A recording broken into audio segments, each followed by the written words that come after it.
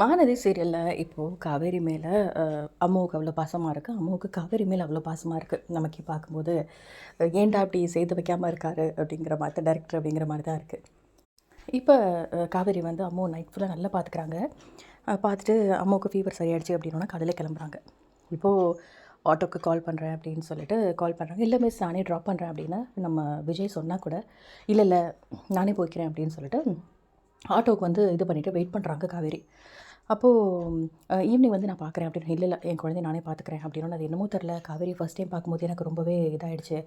அது ஒரு சென்டிமெண்ட் அப்படின்னு தான் சொல்லணும். எனக்குமே அம்மாவை பிடிச்சிருக்கு, அம்மாவுக்கும் எனக்கு பிடிச்சிருக்கு. நான் ஒன்று கேட்கட்டுமா? அம்மா என் கூடவே இருக்கணும் போல இருக்குது, ரத்து கொடுக்குறீங்களான்னு கேட்குறாங்க. இதை கேட்டோன்னா விஜய்க்கு வந்து கண்ணீரே வந்துடுது. ஒரு குழந்தை தன்னோட குழந்தைன்னு தெரியாமல் இவ்வளோ பாசமா அப்படின்னு சொல்லிட்டு.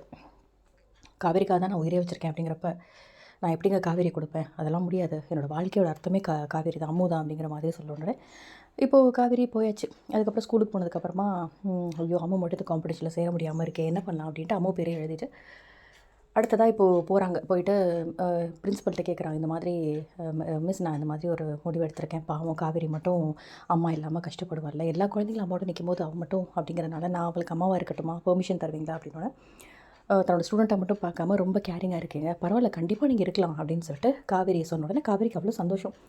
வேகமாக போயிட்டு அம்மாவை பார்த்துட்டு நாளைக்கு ஸ்கூலுக்கு வா அப்படின்னு. எனக்கு தான் அம்மா இல்லையே அப்படின்னு. நீ வாடா மிஸ்ஸும் நான் பார்த்துக்கிறேன் அப்படின்னு சொன்னோன்னே, இல்லை மிஸ் என் குழந்தை அங்கே ஏங்கி போயிடும், நான் அனுப்ப மாட்டேன் அப்படின்றாங்க விஜய்.